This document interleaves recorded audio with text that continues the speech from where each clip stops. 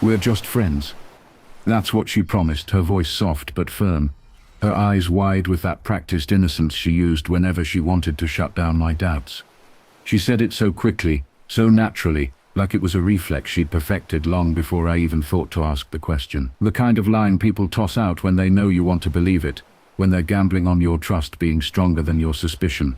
I wanted to believe her. God, I really did. Because the alternative, the idea that the woman I had built my life around, the woman I'd given my heart and my years to, was lying straight to my face, that would have torn me apart. So I nodded, forced a smile, and swallowed the unease pressing at my chest. But unease doesn't disappear just because you choose to ignore it. It lingers, it grows, it waits for the smallest crack to seep through.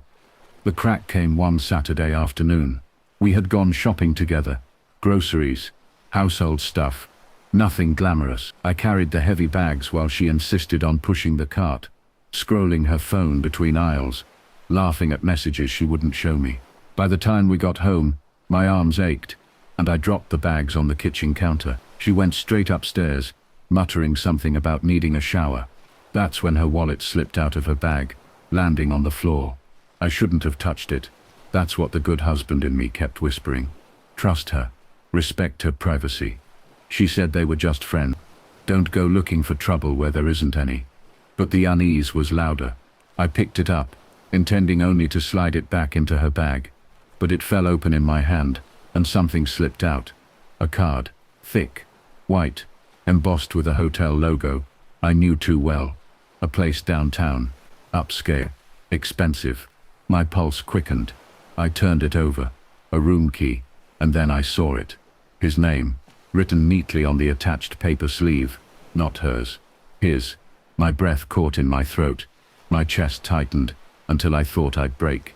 A hotel key, hidden in her wallet, with his name. I sat there on the edge of the couch, staring at it like it might change if I blinked hard enough. Maybe it was innocent. Maybe he dropped it and she picked it up. Maybe she was holding onto it for some bizarre reason. But the excuses collapsed one by one, too flimsy to stand. She wouldn't hide something innocent. She wouldn't tuck it deep into her wallet. She wouldn't pretend it wasn't there. The shower upstairs turned off. Panic surged. My hands shook as I shoved the key back into her wallet, slid it into her bag, and placed it exactly where it had been. By the time she came down in her robe, tailing her hair, I was standing at the sink, washing an already clean glass, trying to slow my breathing. She smiled. "You okay?" I forced a smile. "Yeah, just tired." But I wasn't tired. I was unraveling.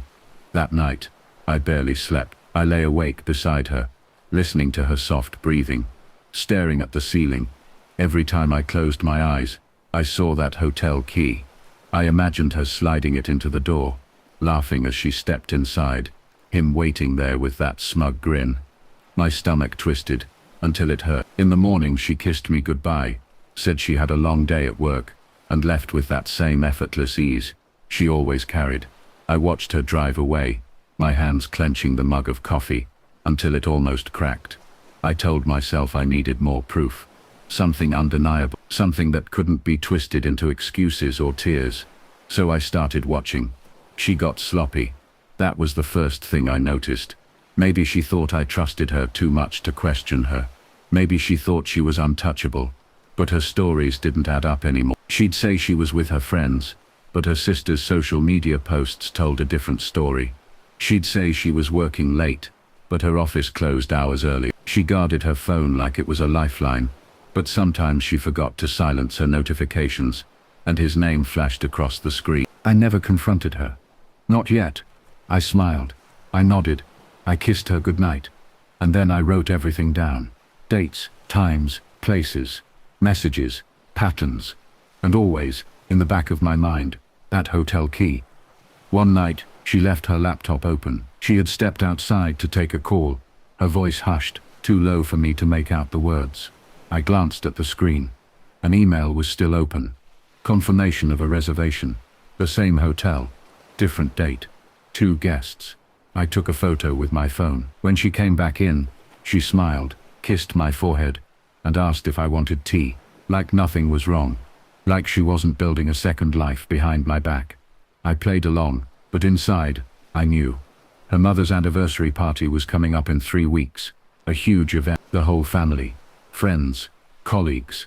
She had been talking about it for months, saying how much it meant that I'd be there, how perfect everything had to be. And I smiled, kissed her cheek, and said, of course, I wouldn't miss it. But inside, I knew. That was going to be the night. The night I stopped letting her play me for a fool. The night the hotel key came out of the shadows. The night her promises, we're just friends, collapsed in front of everyone she thought she could still fool. She thought she was safe. She thought I'd never dare. But she had no idea the storm I was about to bring. The night of her mother's anniversary party looked on the surface like perfection. The kind of family gathering you'd expect to see in a glossy magazine spread. The venue was a private hall draped in white and gold. Chandeliers glittering overhead, candles flickering on every table. A string quartet played in the corner as guests sipped champagne and embraced each other. Voices overlapping in warmth and celebration. Love, loyalty and family. That was the theme of the night. And there she was, walking beside me, radiant in a dress, the color of midnight.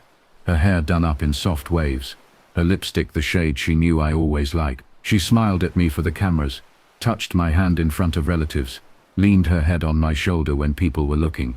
The performance was flawless. To anyone else, we looked like the perfect couple, a husband and wife still hopelessly in love. But tucked inside my jacket, heavy as stone, was the truth.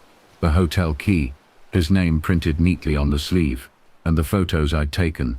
Screenshots of her emails, messages, the reservation confirmation, evidence no one could deny. I let her play her role that night, let her sip champagne, let her laugh with her sisters, let her glide across the room like she had nothing to hide.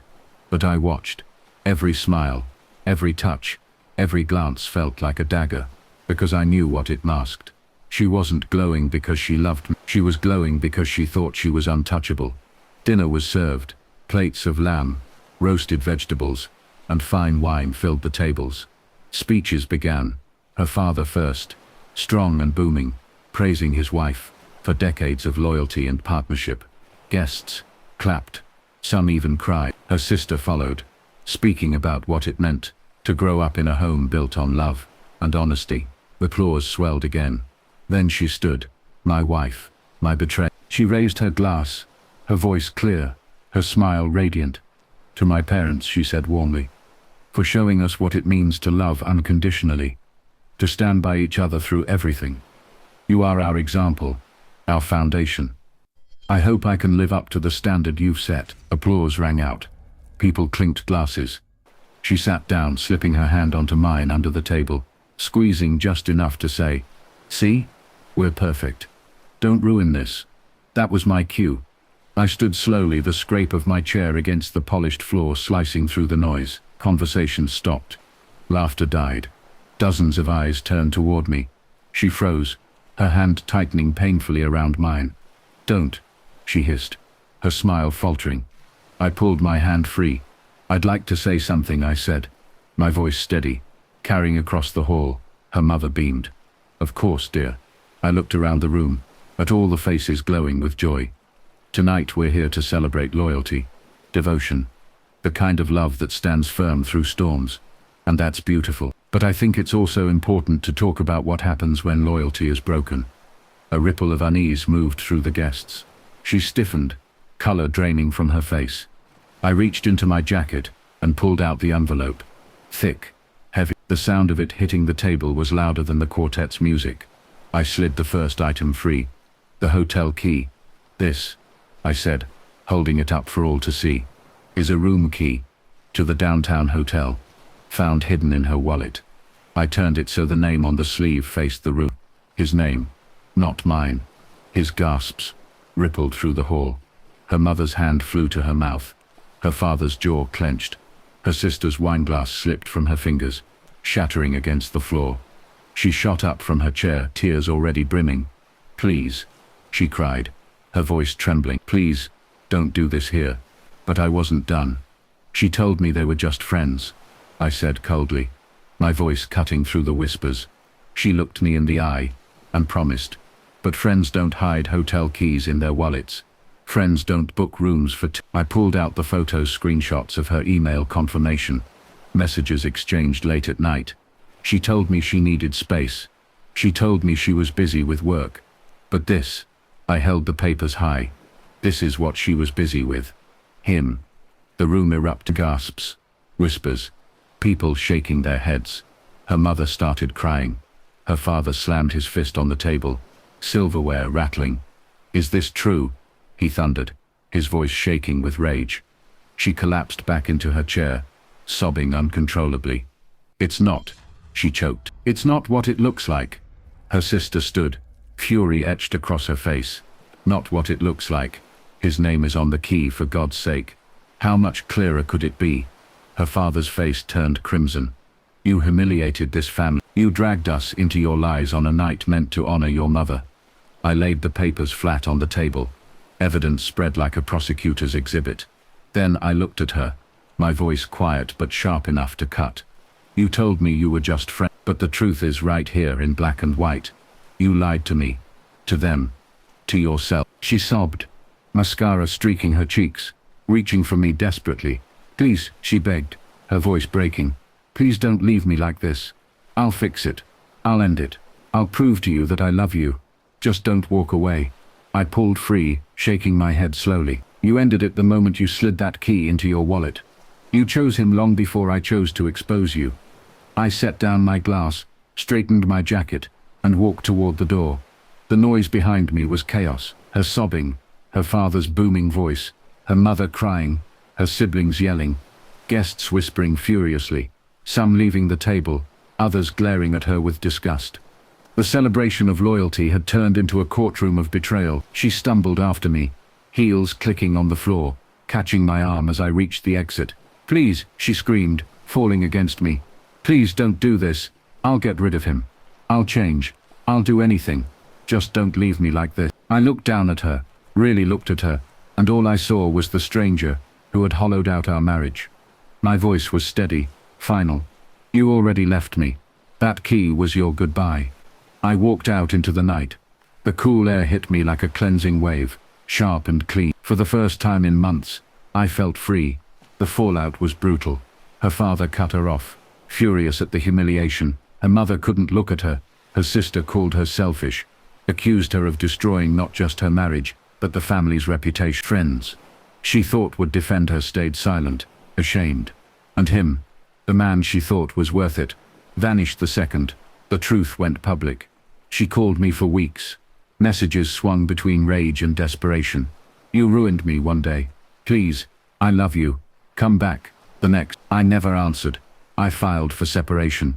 My lawyer flipped through the folder of evidence, nodding. "This is more than enough." And me?